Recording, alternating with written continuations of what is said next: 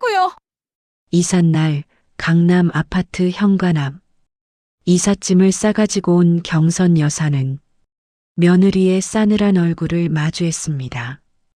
그 한마디에 심장이 내려앉았고 뒤에서 나온 아들은 끝까지 눈을 피했죠. 집까지 팔고 온 그녀의 이삿짐은 현관에 버려진 짐짝처럼 방치돼 있었고 문이 쾅 닫히는 순간 경선 여사는 로비 바닥에 털썩 주저앉았습니다.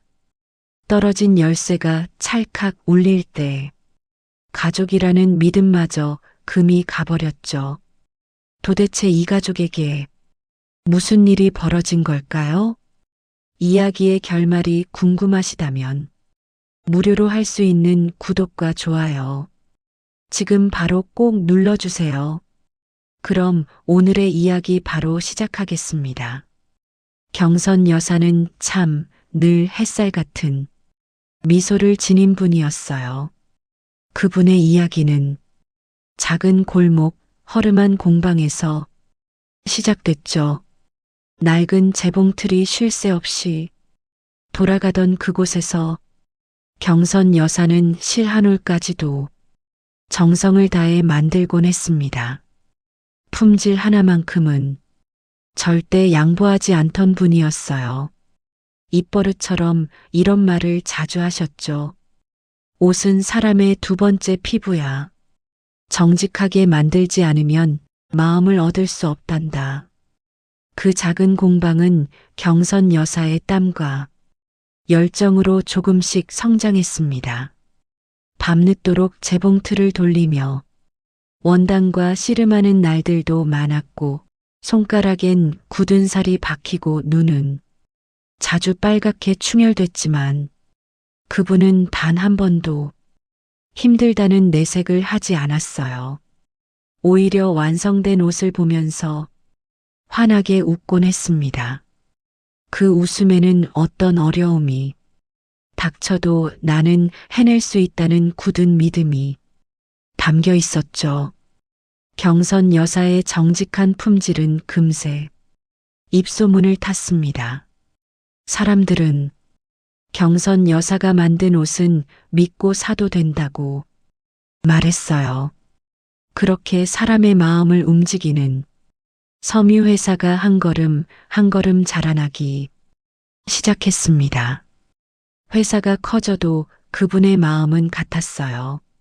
직원들에게는 가족 같은 따뜻함을 건넸고 지역사회에는 늘 먼저 손을 내밀어 도왔습니다. 회사가 성장할수록 그녀의 나눔도 함께 커졌죠. 경선 여사의 회사는 단순히 옷을 만드는 곳이 아니었습니다.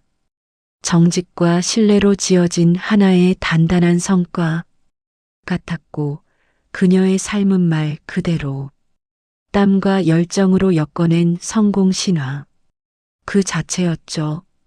사람들은 그녀에게 정직한 기업인 나눔의 실천가라는 이름을 자연스럽게 붙였습니다.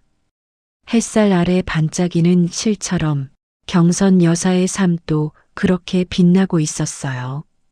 세월이 흐르면서 경선 여사의 머리에도 흰빛이 서리기 시작했습니다. 등은 조금씩 굽었고 예전만큼 기운이 나지 않을 때면 혼자 조용히 한숨을 쉬기도 했죠. 그러던 어느 날 아들 준표가 찾아와 조심스럽게 말했습니다. 어머니, 이제 좀 쉬셔야죠. 제가 회사를 맡아 경영하겠습니다. 말은 조심스러웠지만 경선 여사는 아들의 눈에서 금세 다른 감정을 읽어냈습니다. 겉으로는 걱정처럼 보였지만 속에서는 야망의 불꽃이 선명하게 흔들리고 있었죠. 아들이 늘 추진력 있고 똑똑한 건 사실이었지만 앞만 보고 달릴 때마다 항상 불안감이 뒤따르곤 했습니다. 그래도 시간이 지나면 놓아줄 때가 오잖아요.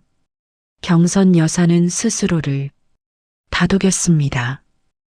평생을 바쳐 키워온 회사를 드디어 아들에게 맡길 때가 됐다고 그 생각에 손바닥까지 축축하게 젖었지만 마음 한켠에서는 이제 정말 내려놓아야 한다는 결심이 서기 시작했죠. 경선 여사는 준표의 손을 꼭 잡고 말했습니다. 준표야, 이 회사는 돈으로 움직이는 게 아니란다. 사람 마음이 회사의 바탕이야.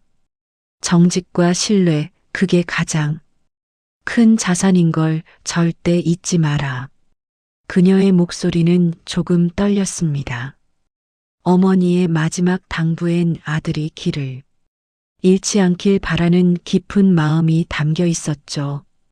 준표는 고개를 끄덕였지만 그 눈빛에는 여전히 알 수 없는 그림자가 드리워져 있었습니다. 그걸 본 경선 여사는 설명할 수 없는 불안이 마음속에 자꾸만 차올랐습니다. 회사를 넘겨준 뒤 경선 여사의 마음은 텅 빈 방처럼 허전했습니다. 평생을 써온 손을 떼고 나니 어디로 가야 할지 도무지 감이 잡히지 않았죠. 그때 아들 부부가 강남 신축 아파트로 이사한다며 말했습니다. 어머니, 이제 혼자 지내지 마시고 저희랑 같이 사세요. 방도 넉넉하고 어머님 방도 따로 있어요. 며느리 지연은 환하게 웃으며 덧붙였고 그 말에 경선 여사의 마음은 조금 설렜습니다. 강남 신축 아파트라니, 그리고 외롭지 않은 노년이라니, 그 상상만으로도 입가에 미소가 번졌죠. 경선 여사는 30년 넘게 살아온 빌라를 정리하기 시작했습니다. 벽에는 세월이 고스란히 남아 있었고 마당에는 직접 심은 꽃들이 여전히 피어 있었어요. 준표가 태어나고 자란 집을 정리하며 사진과 추억을 하나씩 꺼낼 때마다 가슴 한쪽이 시큰해졌습니다. 그래도 새로운 삶을 꿈꾸며 마음을 다잡았습니다. 아들 부부와 함께라면 더 따뜻한 노년을 보낼 수 있을 거라 믿었죠. 이삿날 경선 여사는 설렘 가득한 마음으로 작은 선물까지 곱게 포장해 들고 아파트 현관 앞에 섰습니다. 문이 열리자 며느리 지연이 모습을 드러냈습니다. 그런데 지연의 얼굴엔 미소 대신 싸늘한 기운이 감돌았습니다. 경선 여사의 심장이 쿵 하고 내려앉았어요. 어머님 오셨어요? 목소리도 차갑게 가라앉아 있었습니다. 경선 여사는 서둘러 선물을 내밀며 환하게 웃었습니다. 그래, 지연아. 이거 너희 주려고 준비했단다.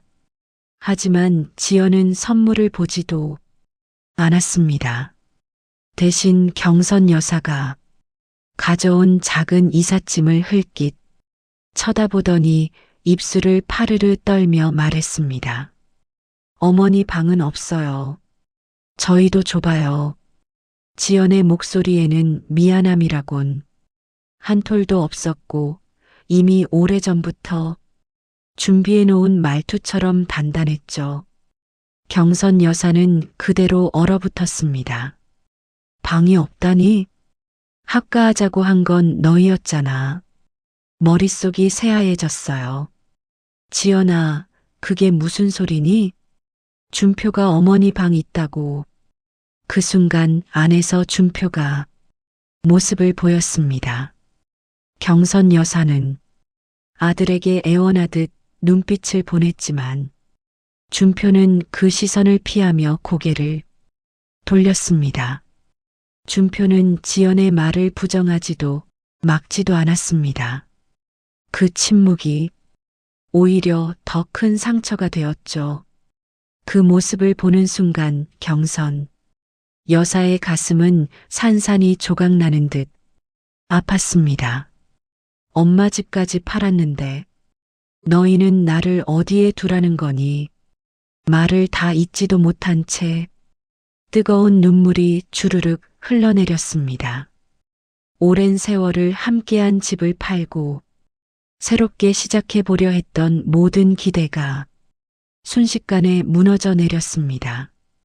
현관 바닥에 주저앉은 채 온몸이 떨렸습니다. 이 배신감은 감당하기 어려울 만큼 컸습니다.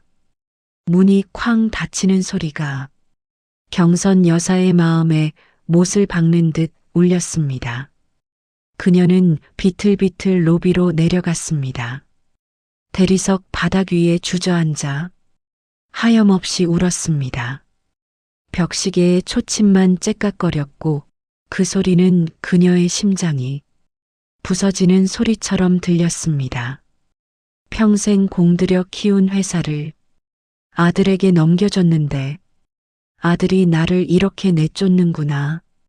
분노와 배신감이 뒤섞여 손이 떨릴 정도로 주먹을 꽉 쥐었습니다. 그때 문득 그녀의 머릿속에 하나의 단어가 스쳤습니다. 특약. 만약의 사태에 대비해 변호사와 함께 넣어두었던 조항. 윤리 경영 위반 시 소유권 환원이라는 문구가 선명하게 떠올랐습니다. 경선 여사는 떨리는 손으로 휴대전화를 꺼내 장민호 비서실장에게 전화했습니다. 장비서 전에 말했던 그 특약 서류 다시 정리해둬요. 목소리는 낮았지만 그 안엔 더 이상 물러서지 않겠다는 마음이 숨어 있었어요. 아직 발동하겠다는 뜻은 아니었지만 더는 손 놓고 있기만 할 수는 없었습니다. 로비 한가운데에서 경선 여사는 깊게 숨을 들이켰습니다. 정말 최악의 순간이 온다면 그땐 이걸 쓰게 될지도 모르겠다. 그런 결심이 천천히 그러나 똑똑하게 그녀 마음속에 자리 잡기 시작했습니다.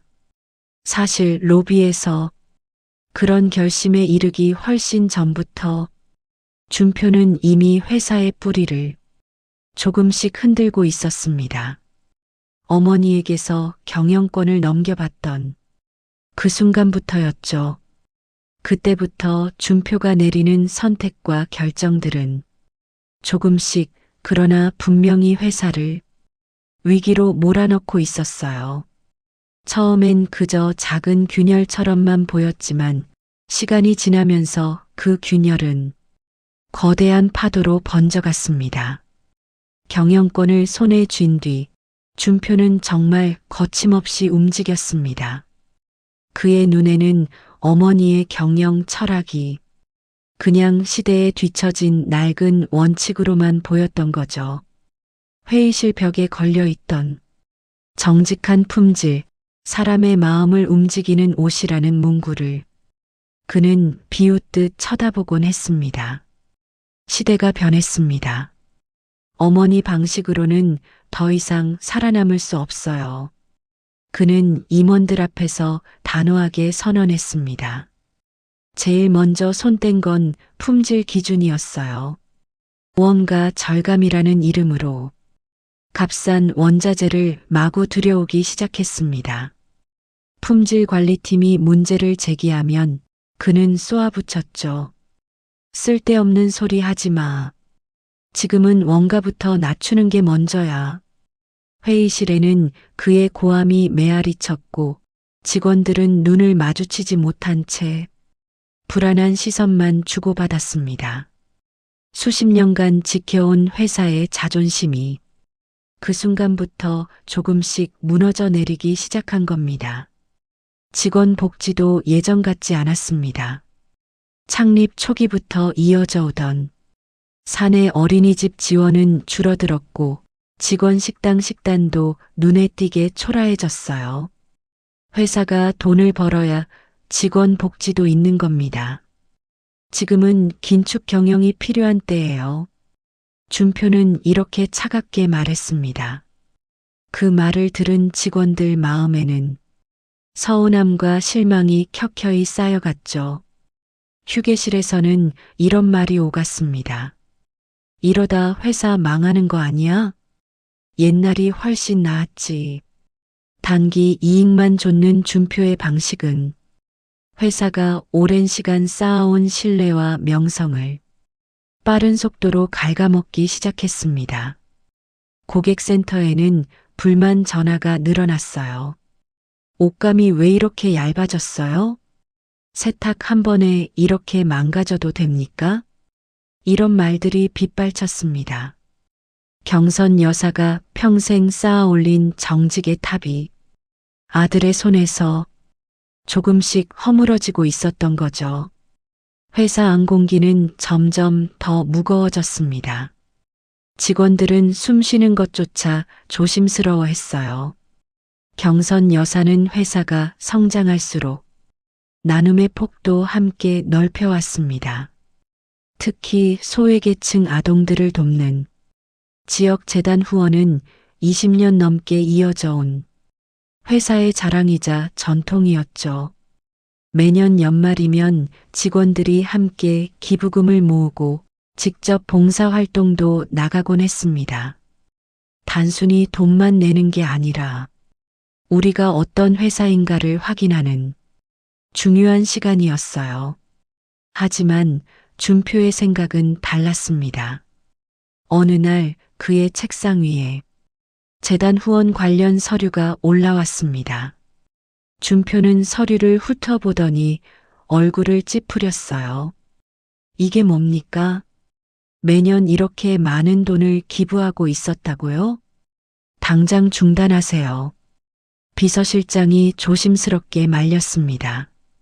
대표님, 이건 20년 넘게 이어져 온 회사의 전통입니다. 직원들도 굉장히 자부심을 느끼고 있고요. 돈 안 되는 일엔 투자 안 합니다. 준표는 단호하게 잘라버렸습니다.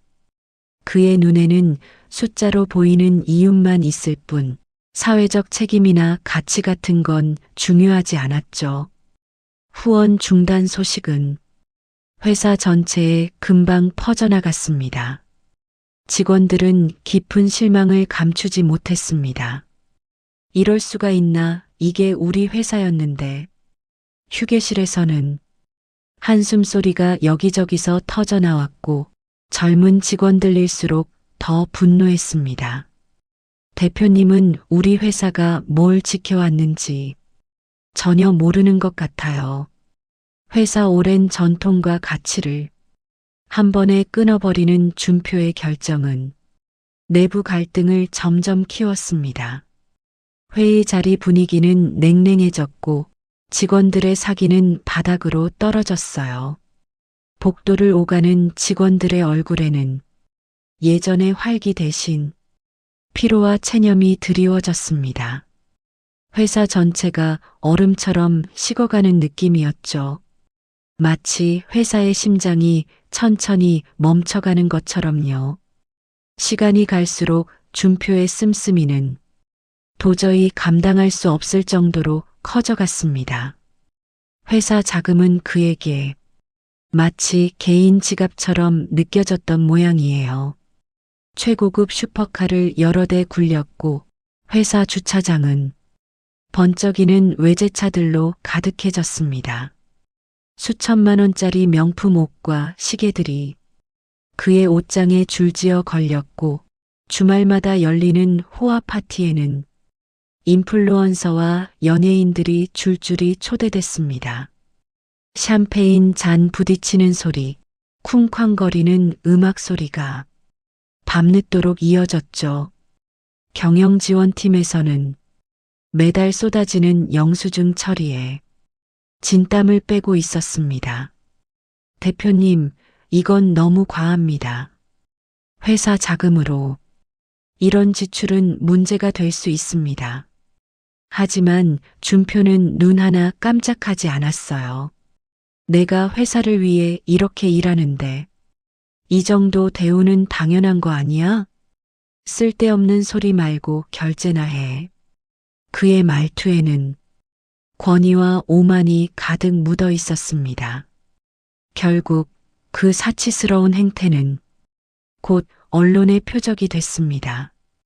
익명의 제보가 들어오면서 기자들은 준표의 생활을 본격적으로 파헤치기 시작했어요.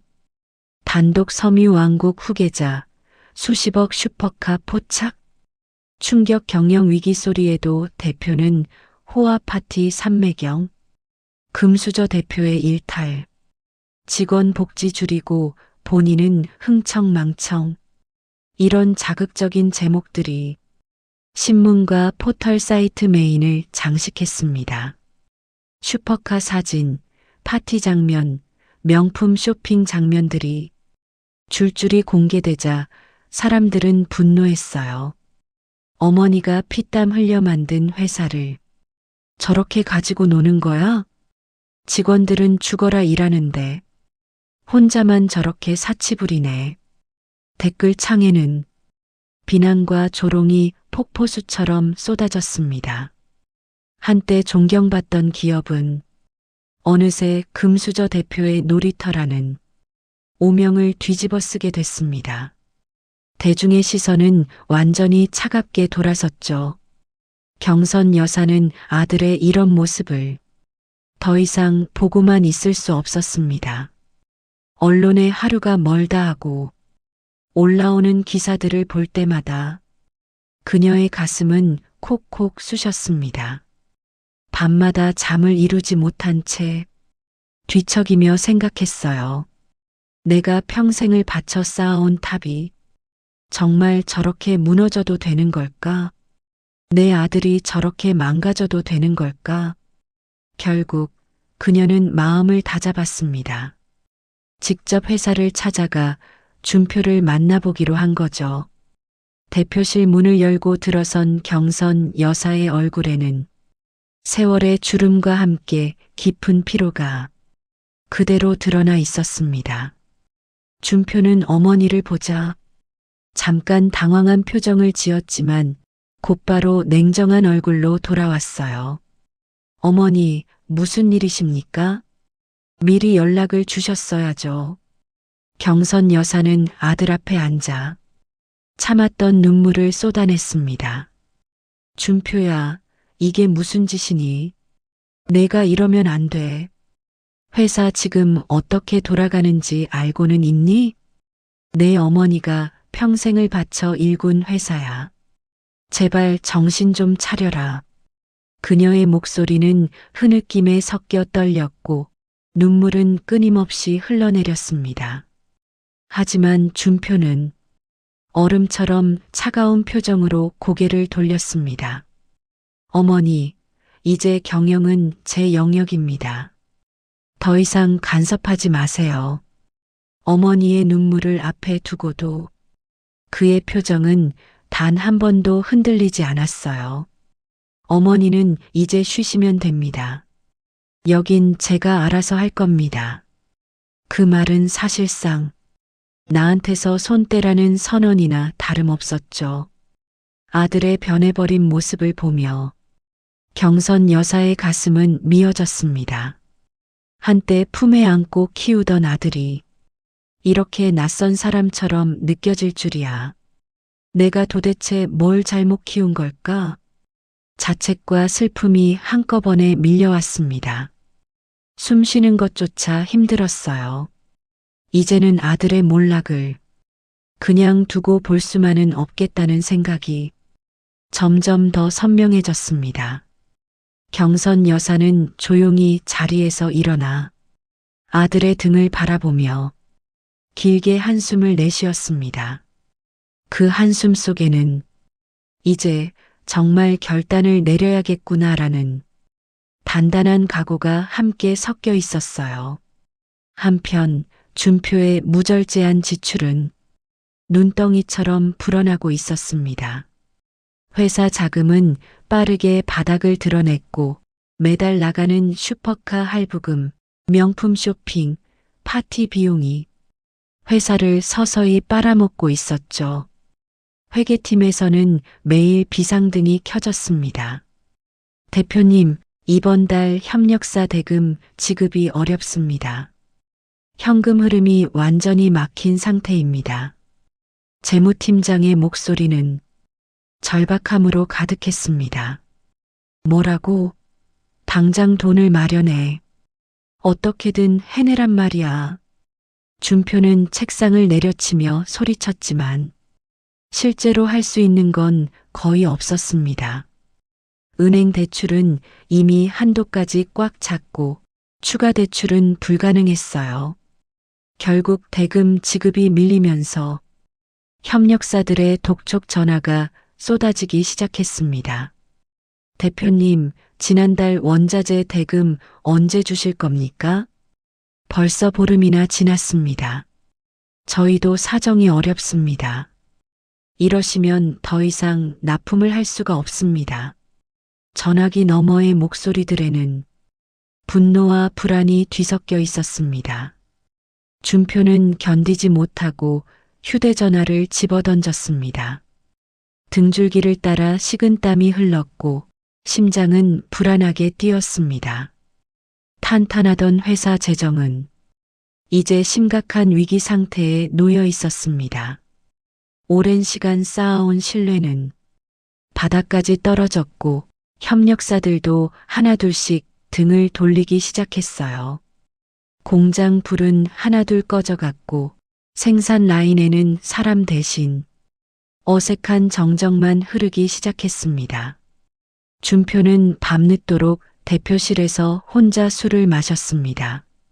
술잔 너머로 보이는 회사 로고가 이상하게도 낯설고 멀게 느껴졌습니다. 그 무렵 감사팀 대리 박성우는 조용히 그러나 단단하게 마음을 굳히고 있었습니다. 원래도 꼼꼼하고 원칙을 중시하는 사람이었죠. 그의 책상 위에는 늘 서류가 잔뜩 쌓여 있었습니다. 어느 날 그는 우연히 준표 대표의 법인카드 사용 내역을 들여다보다가 이상한 점을 발견했습니다. 명품 매장에서 수천만 원이 결제된 기록, 호화 파티 케이터링 비용, 고급 인테리어 공사비까지 그 모든 것이 회사 비용으로 처리돼 있었어요. 이건 너무한데. 박성우는 눈썹을 찌푸렸습니다. 준표의 소비가 과하다는 생각은 늘 하고 있었지만 회사 돈으로 여기까지 했다는 건 명백히 선을 넘은 일이라고 느껴졌죠. 그는 관련 자료를 다시 처음부터 훑어보기 시작했습니다.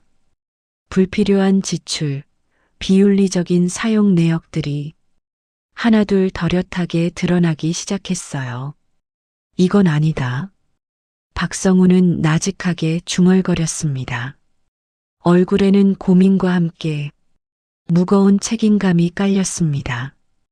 그는 조용히 자료들을 모으기 시작했습니다.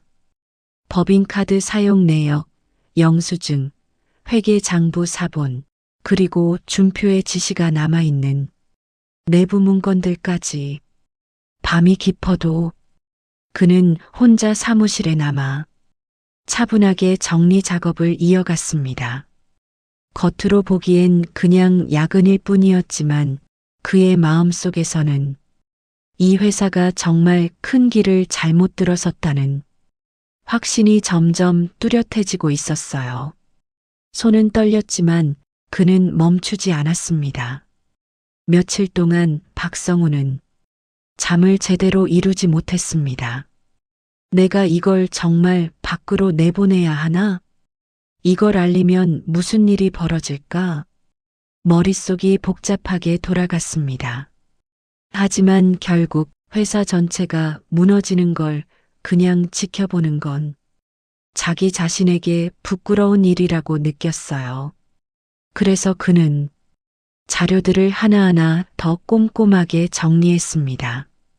자금 유용 정황이 담긴 회계장부 사본, 직원 복지가 축소된 보고서, 20년 넘게 이어진 재단 후원을 일방적으로 끊어버린 결정 문서까지. 파일이 쌓여갈수록 그의 표정은 점점 굳어졌습니다. 이건 그냥 실수가 아니다. 의도된 반복된 일이다. 회사에 대한 실망과 함께 그래도 누군가는 이걸 바로잡으려고 해야 한다는 책임감이 그의 어깨를 무겁게 짓눌렀습니다. 나는 여기서 도대체 뭘 해야 하는가? 오래 고민한 끝에 박성우는 마침내 결심했습니다. 더 이상 침묵하지 않겠다고. 이 자료들을 외부에 알리는 것이 회사와 직원들을 위해 오히려 마지막 남은 길이라고 믿게 된 거죠. 정리된 서류를 봉투에 담으면서도 손은 떨렸지만 눈빛만큼은 단단했습니다. 이제 돌이킬 수 없는 강을 건너는 거라는 걸 그도 잘 알고 있었어요. 그래도 후회하진 않겠다고 스스로에게 몇 번이고 다짐했습니다. 한편 경선 여사는 아파트 로비에서 쫓겨나듯 돌아온 뒤로 며칠 동안 뜬 눈으로 밤을 지새웠습니다.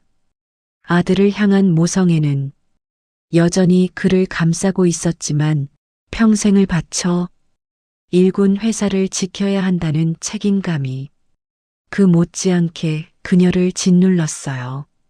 내가 사랑하는 아들이 스스로 파멸로 걸어 들어가고 있는데 그냥 지켜보기만 해야 하나? 그녀의 머릿속은 수많은 생각들로 뒤엉켜 있었습니다. 로비에서 장민호에게 특약 서류를 다시 정리해 두라고 말한 뒤로도 그 조항을 정말 쓸지 말지에 대한 결론은 도저히 내리지 못했습니다. 특약은 말 그대로 마지막 수단이었으니까요. 그걸 실제로 발동하는 순간 모자 관계는 이전과는 완전히 다른 길로 들어서게 될지도 모르는 일이었습니다. 그 두려움이 그녀의 가슴을 계속 짓눌렀습니다. 거실에 앉아 먼지 쌓인 가족 사진을 바라보며 경선 여사는 어린 준표의 웃는 얼굴을 한참이나 들여다보았습니다. 내가 뭘 잘못한 걸까? 자꾸만 자신을 탓하게 됐고 가슴이 답답해서 숨 쉬는 것조차 힘들어졌습니다. 결국 긴 고민 끝에 경선 여사는 다시 한번 결심했습니다. 이번엔 변호사를 직접 찾아가 보기로 한 거예요. 변호사님, 제가 회사 양도할 때 넣어둔 그 특약 조항 말입니다. 이걸 이제 정말로 발동해도 되는지 확인하고 싶습니다. 그녀의 목소리는 조금 떨리고 있었습니다. 변호사는 서류를 꼼꼼히 살펴본 뒤 차분하게 말했습니다. 경선 여사님, 이 특약 조항은 법적으로 효력이 아주 분명합니다. 요즘 준표 대표의 행적을 보면 윤리 경영 원칙을 위반했다고 충분히 주장할 수 있습니다. 그 말을 듣는 순간 경선 여사는 잠시 눈을 감고 천천히 숨을 들이켰습니다. 그리고는 떨리는 숨을 한번 가다듬고 조용히 입을 열었죠. 그렇다면 절차를 진행해 주십시오.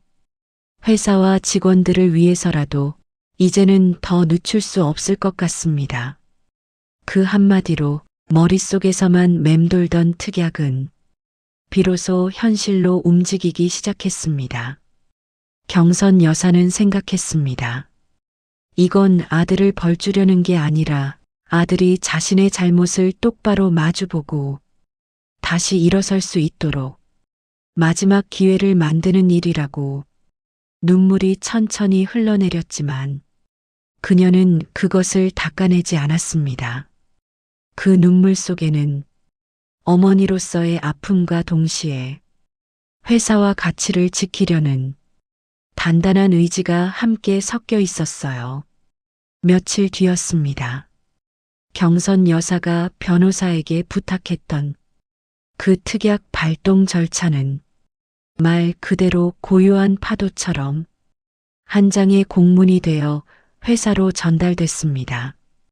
누구도 큰 소리로 떠들진 않았지만 그 봉투 하나가 앞으로 회사 전체를 뒤집어 엎을 거대한 태풍을 품고 있었죠.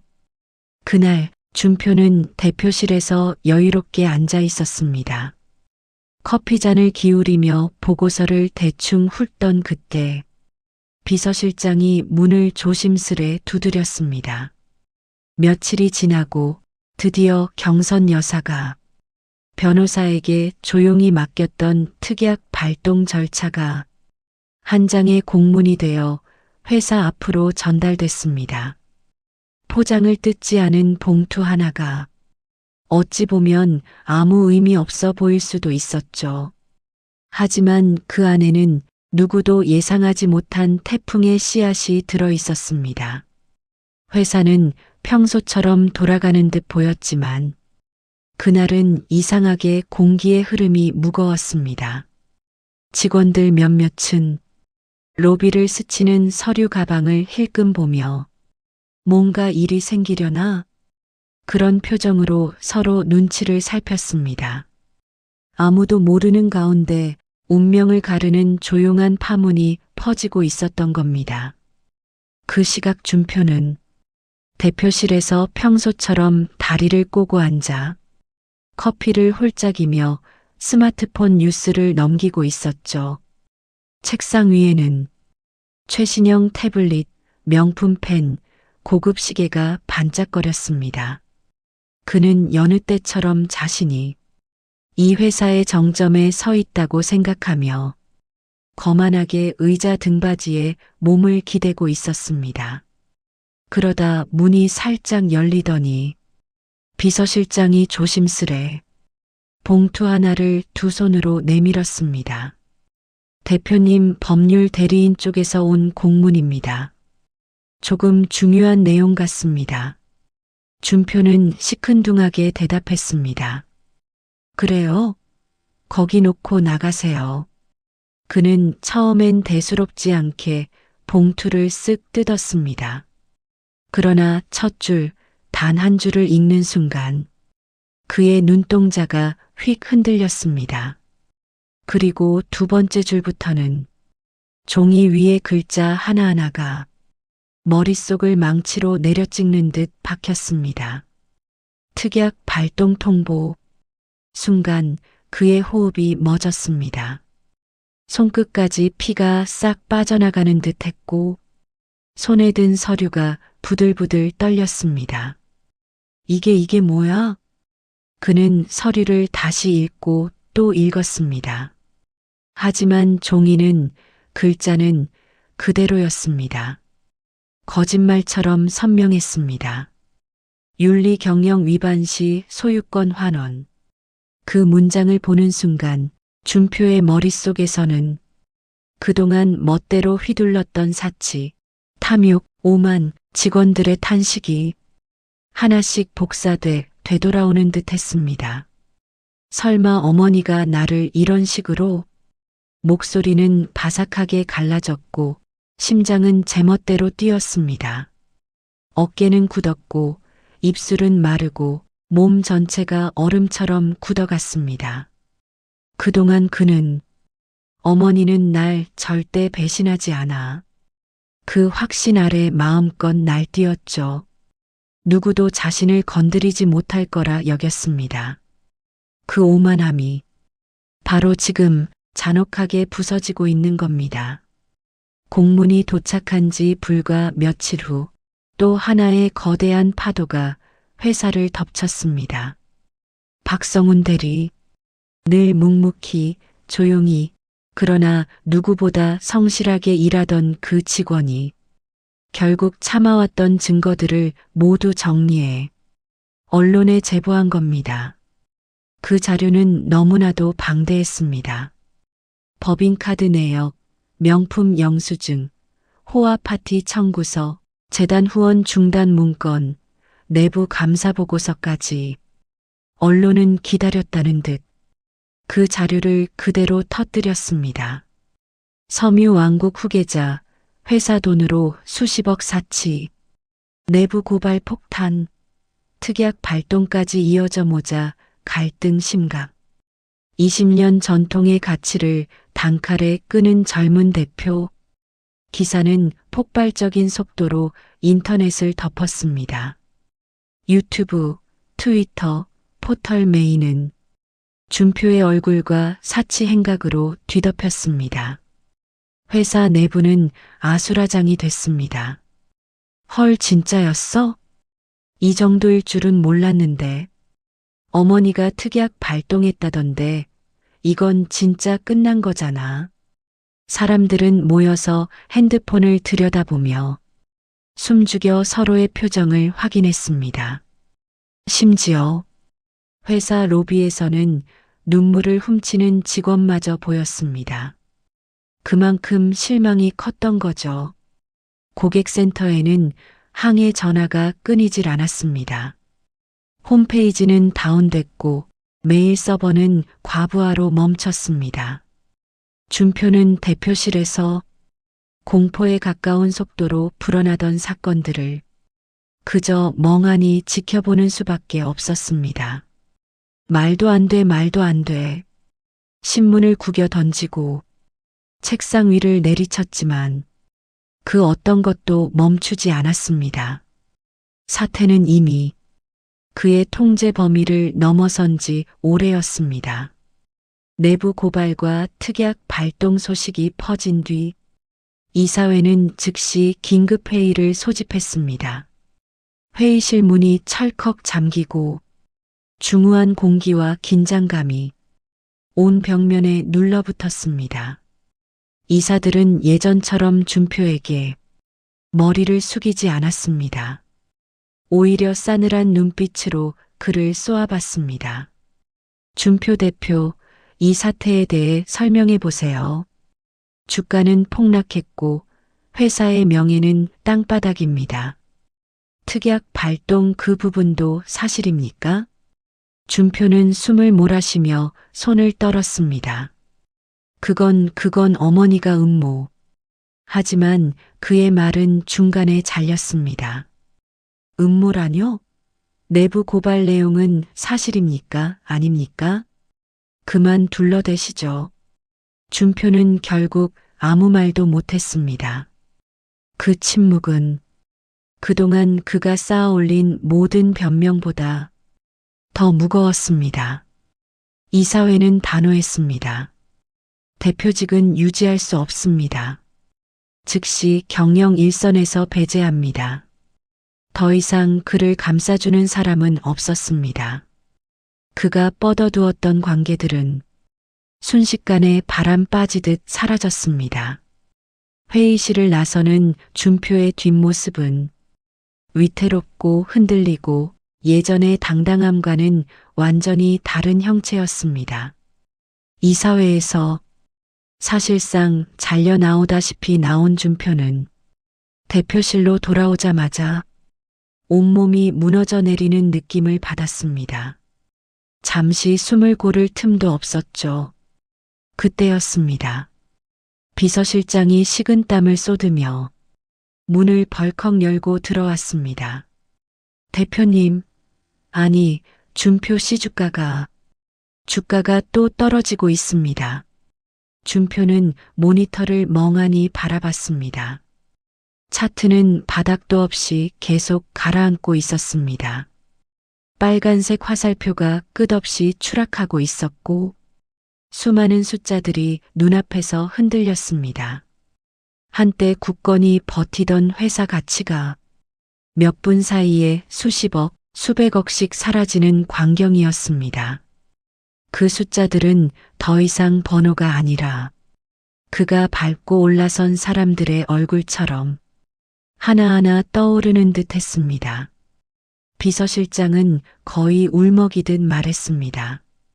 투자자들이 전부 빠져나갑니다. 외국계 펀드도 전량 매도, 은행에서도 대출 회수 통보가. 준표는 의자에 털썩 주저앉았습니다. 다리가 떨려서 버틸 수가 없었습니다. 입안은 바싹 말라 혀가 입천장에 붙는 느낌이었습니다. 심장은 제멋대로 뛰며 가슴을 쿵쿵 때렸습니다. 설마 이렇게 빨리 무너질 줄은 그는 그제야 깨달았습니다. 그가 던져온 모든 책임, 무시했던 모든 원칙, 짓밟았던 모든 신뢰는 다 비처럼 쌓여 있다가 지금 한꺼번에 폭발한 것이었습니다. 창문 너머로 보이는 회사 건물의 로고가 그 어느 때보다 흐리고 작아 보였습니다. 마치 그의 몰락과 함께 빛을 잃어가는 듯 했습니다. 상황은 더 악화됐습니다. 주가가 폭락하고 특약 발동과 내부 고발이 이어지자 주요 협력사들이 하나둘 연락을 끊기 시작한 겁니다. 죄송합니다, 대표님. 저희도 먹고 살아야 해서요. 이 회사랑 계속 거래하기 어렵겠습니다. 여기도 계약 해지? 아, 네네 알겠습니다. 재무팀장은 얼굴이 하얗게 질려 있었고 음성은 떨려 있었습니다. 원자재 공급이 끊기자 공장은 점점 조용해졌습니다. 예전엔 기계 소리가 하루 종일 울렸던 곳인데 이제는 마치 폐허 같은 침묵만 가득했습니다. 기계들은 차갑게 굳어 있었고 작업대 위의 천들은 먼지를 잔뜩 뒤집어 쓰고 있었습니다. 수십 년간 이어온 생산 시스템이 며칠 만에 완전히 멈춰버린 겁니다. 직원들은 공장 한켠에서 텅 빈 라인을 바라보며 작게 한숨을 내쉬었습니다. 여기서 평생 일했는데 이렇게 끝나는 건가? 진짜 다 무너졌네. 준표는 공장 한복판에 서서 돌아오지 않는 기계들을 바라보았습니다. 한때 어머니와 함께 밤새도록 돌아가던 재봉틀 소리, 수십 명의 직원들이 분주하게 오가던 그 모습이 주마등처럼 스쳐 지나갔습니다. 그 추억들은 따뜻한 빛이 아니라 지금은 칼날처럼 가슴을 찔렀습니다. 그는 결국 차가운 바닥에 주저앉았습니다. 기계 틈 사이로 눈꼬리까지 뜨거워지는 게 느껴졌습니다. 생산이 멈추고 협력사들이 떠나자 마침내 회사는 그 단어를 꺼낼 수밖에 없었습니다. 해고. 재무팀장이 할 말을 잃고 보고서를 내밀며 말했습니다. 대표님, 정말 죄송합니다. 더 이상 인건비를 감당할 수 없습니다. 대량 해고밖엔. 그 말이 끝나기도 전에 준표는 의자에 깊이 고개를 떨어뜨렸습니다. 그의 귀에는 직원들의 가족들, 집, 월세, 대출, 그 모든 현실적인 거금들이 울부짖는 것처럼 들려왔습니다. 그 소식은 삽시간에 회사 전체로 퍼졌습니다. 사무실에서는 똑똑하던 직원부터 조용하던 직원까지 모두 감정이 터져버렸습니다. 저 사람 때문에 우리가 길바닥에 나앉게 생겼다면서 도대체 회사를 어떻게 망친 거야? 당장 나와서 설명해. 직원들은 대표실 앞에 몰려들었습니다. 문을 두드리며 고함을 질렀습니다. 준표는 문 안쪽에서 숨을 참은 채 꼼짝도 못하고 서 있었습니다. 문 너머로 들려오는 절규와 분노의 소리들이 그의 심장을 수없이 찔렀습니다. 그때야 그는 깨달았습니다. 그가 무너뜨린 게 회사뿐만 아니라 수백 명의 삶이었다는 걸. 손등에 식은땀이 맺히고 숨은 마치 누군가가 목을 조르는 것처럼 얕아졌습니다. 온몸은 떨리고 무릎은 금방이라도 꺾일 것 같았습니다. 그는 그 문을 열 용기가 없었습니다. 아니, 열 자격이 없었습니다.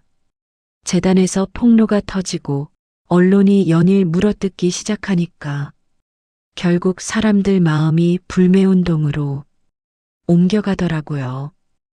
온라인 커뮤니티랑 SNS에는 준표 대표 회사 제품은 사지 맙시다. 탐욕 기업 제품 불매. 이런 해시태그가 들불 번지듯 퍼져나갔습니다. 사람들은 진짜로 지갑을 닫기 시작했어요. 마트 진열대에 제품이 그대로 남아있는 거예요. 손님, 이 회사 제품은 요즘 잘 안 나가요. 다른 걸로 바꾸실래요? 저희 매장은 불매운동 여파 때문에 이 브랜드 입점 자체를 빼버렸습니다. 이런 말이 여기저기서 나왔습니다. 대형마트, 백화점에서 하나둘씩 제품이 내려가고 진열대 자체에서 사라지기 시작했어요. 한때는 국민 브랜드라고 불리던 회사였는데 이제는 손님들이 일부러 피해서 돌아가는 이름이 된 겁니다. 물류창고에는 팔리지도 못한 재고가 산더미처럼 쌓여갔습니다. 먼지가 수북이 앉은 박스들, 멀찍이서 보면 마치 누군가가 무너뜨려 놓은 섬유 왕국의 무덤 같았죠. 이렇게 되니 회사는 완전히 기능을 잃어버렸습니다. 생산은 멈췄고 판매도 끊겼고 직원들은 출근을 해도 할 일이 없는, 아니, 아예 출근할 회사가 없어질지도 모르는 처지가 되어버렸어요. 그때서야 준표는 아, 이 회사 정말 내 손으로 완전히 부숴버렸구나. 이 사실을 인정할 수밖에 없었습니다. 하지만 그걸 깨달았을 땐 이미 너무 늦었죠. 그의 눈빛은 텅 비어 있었고 오만과 탐욕으로 쌓았던 탑이 한순간에 무너졌다는 걸 알면서도 되돌릴 방법은 아무데도 보이지 않았습니다. 모든 게 이렇게 와르르 무너지니까 예전에 준표 곁을 맴돌던 사람들도 하나둘 떠나기 시작했습니다. 전화가 더 이상 울리지 않아요. 예전엔 파티 한번 연다고 하면 줄 서서 오던 사람들, 그 호화스러운 자리를 함께 즐기던 이들이 이제는 그의 이름조차 꺼내지 않으려 했습니다. 그는 정말 철저하게 혼자가 되었습니다.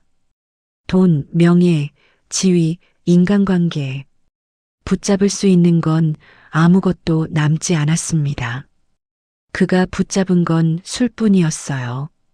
아침에 눈만 뜨면 제일 먼저 찾는 게 술병이었습니다. 알코올은 천천히 그러나 확실하게 그의 몸도 마음도 갉아먹어 들어갔습니다. 거울 앞에 서서 자기 얼굴을 바라보면 언젠가 언론에 나오던 그 잘 나가던 대표는 없고 수염은 덥수룩하게 자라있고 눈은 핏발 서 있고 눈빛에서는 생기 대신 깊은 절망만 보였습니다. 내가 왜 이렇게까지 된 걸까? 그는 스스로에게 계속 물었습니다.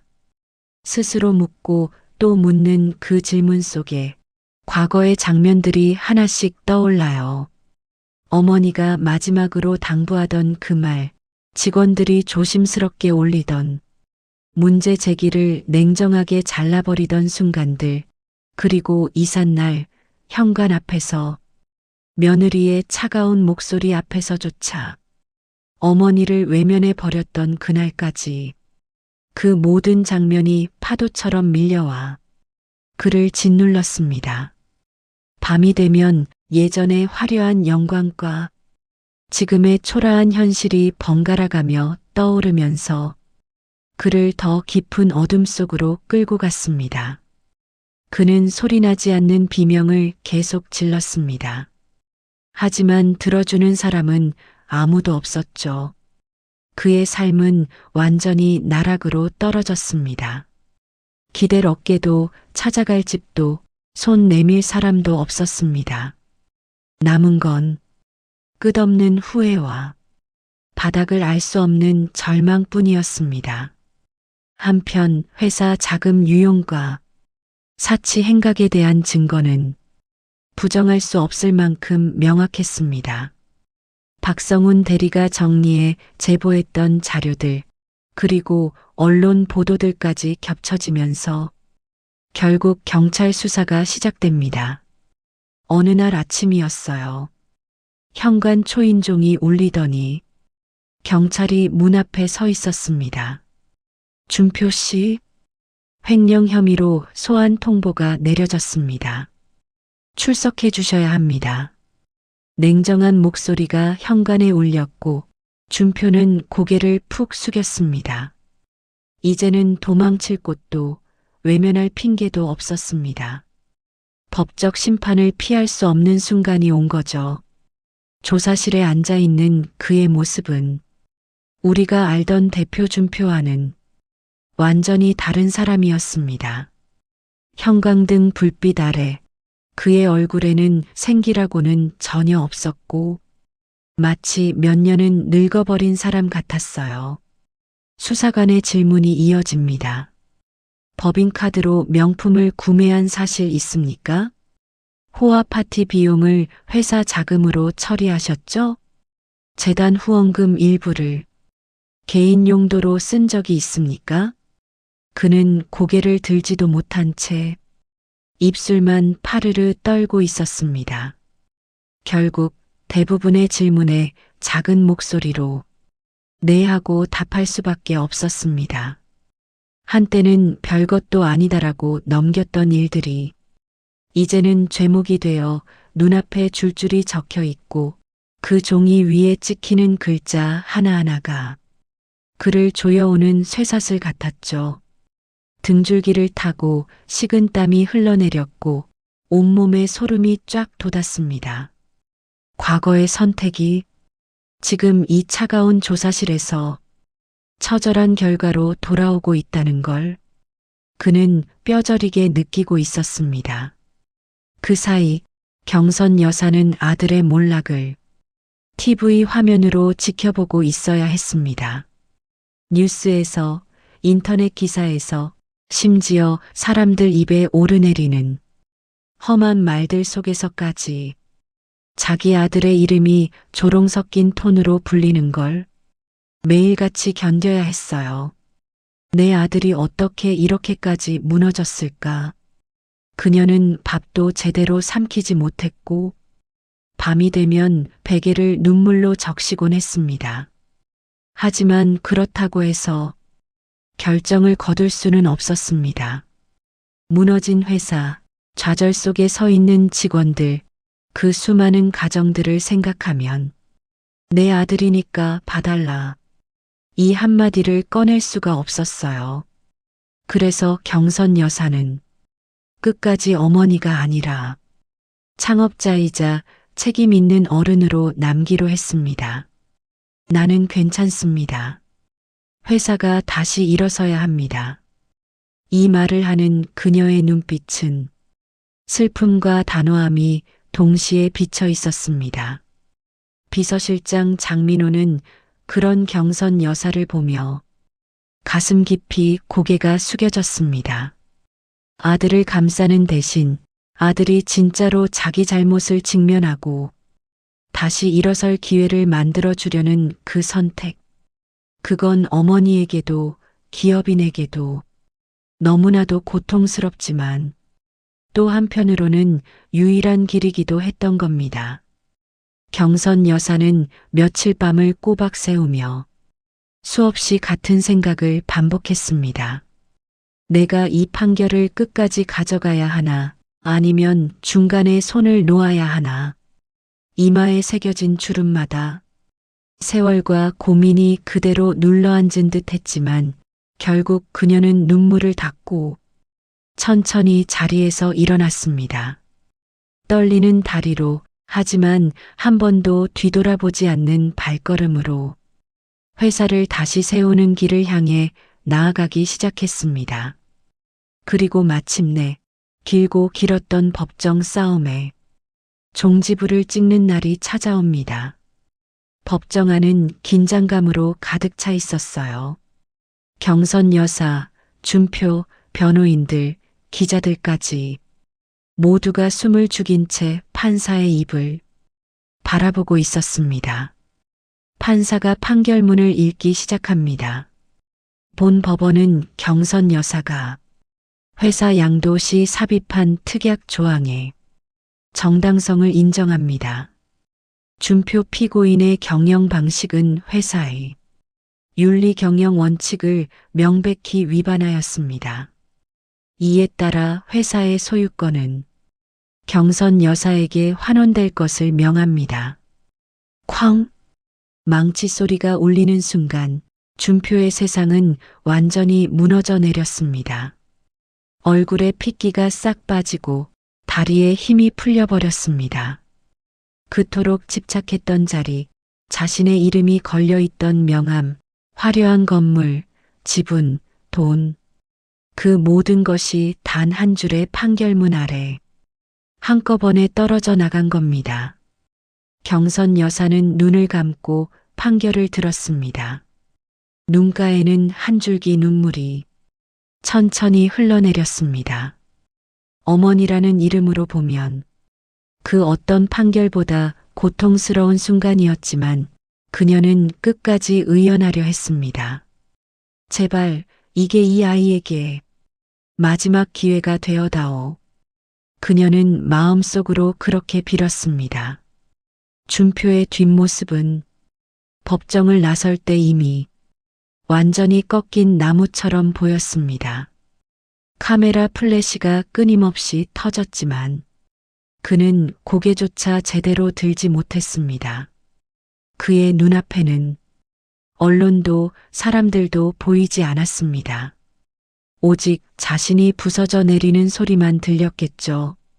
법원 문이 뒤에서 쾅 하고 닫히는 순간 세상이 더 어둡게 느껴졌습니다. 그는 말없이 돌계단을 내려갔습니다. 도시 한복판을 걷고 있는데도 햇빛은 따갑기만 했고 바람은 살을 애는 것처럼 차갑기만 했습니다.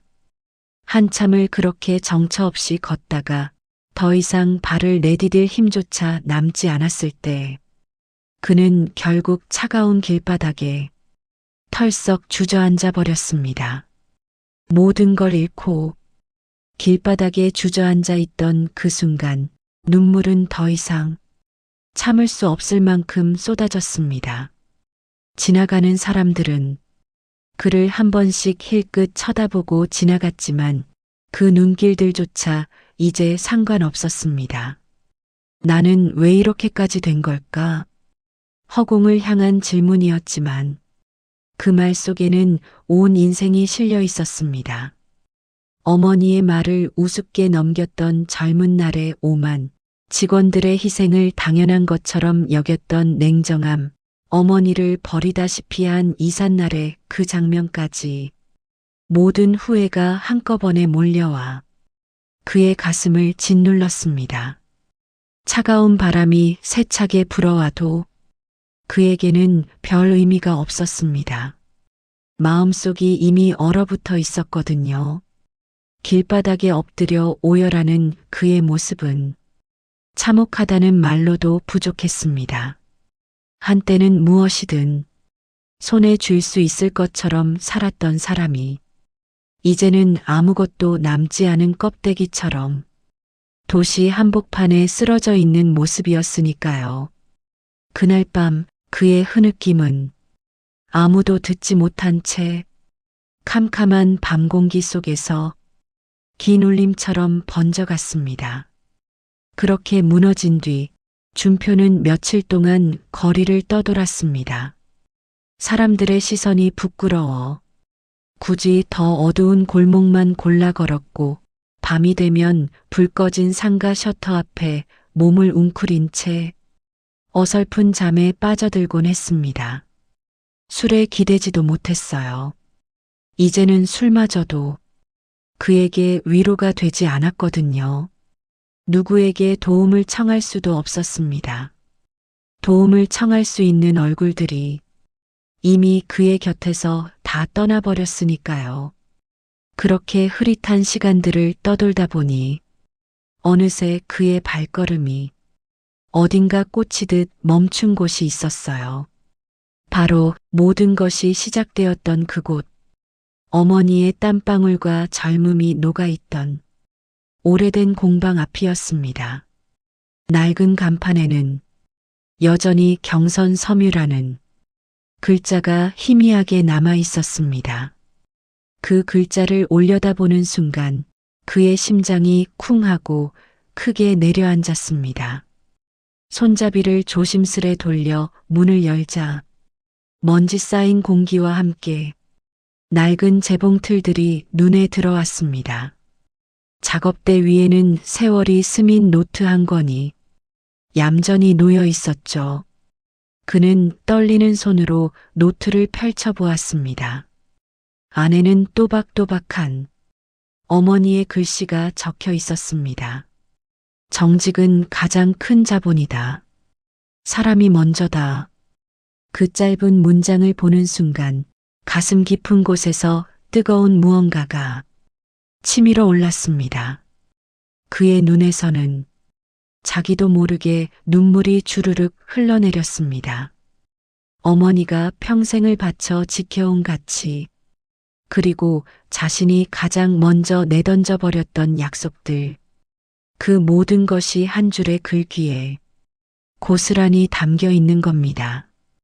그는 그 자리에서 무릎을 꿇었습니다. 어머니, 제가 잘못했습니다. 말끝이 흐려지며 조용한 공방 안에 그의 울음소리만 번져갔습니다. 잠시 후 그는 천천히 자리에서 일어났습니다. 그리고 아무 말 없이 빗자루를 들었습니다. 먼지 쌓인 바닥을 쓸고 굳어버린 기계들을 하나하나 닦아내기 시작했습니다. 멈춰있던 재봉틀에 기름을 치고 녹슨 부품들도 조금씩 손을 봤습니다. 오랜 침묵 끝에 작은 재봉틀이 웅웅 소리를 내며 다시 움직이기 시작했습니다. 준표는 어색한 손으로 실을 끼우고 천을 조심조심 다듬었습니다. 손끝에 전해지는 원단의 감촉을 느끼면서 그는 처음으로 아, 이게 진짜 일이구나. 그걸 몸으로 깨닫기 시작했습니다. 오직 돈과 명예만 줬던 지난날의 자신이 얼마나 허망했는지, 얼마나 비어 있었는지 그제야 보이기 시작한 거죠. 그날 이후로 그는 조금씩, 아주 조금씩 장인의 길을 걸어가기 시작했습니다. 어느 날이었습니다. 공방 안에서 재봉틀이 규칙적인 소리를 내며 돌아가고 있을 때 문틈 사이로 익숙한 기척이 스며들어 왔습니다. 경선 여사가 조용히 공방 문을 열고 들어선 거예요. 문간에 서서 바라본 아들의 뒷모습은 예전과는 전혀 다른 사람이 되어 있었습니다. 허름한 작업복 차림에 땀으로 젖은 머리, 하지만 눈빛은 이제 오만함이 아닌 집중과 진심으로 가득 차 있었죠. 실을 자르고 천을 다듬고 작은 실밥 하나까지 놓치지 않으려는 그 자세를 보는 순간 경선 여사의 눈가에 눈물이 고였습니다. 그 눈물은 슬픔보다는 안도에 가까운 눈물이었어요. 아, 이 아이가 드디어 제자리로 돌아왔구나. 그런 마음이었겠죠.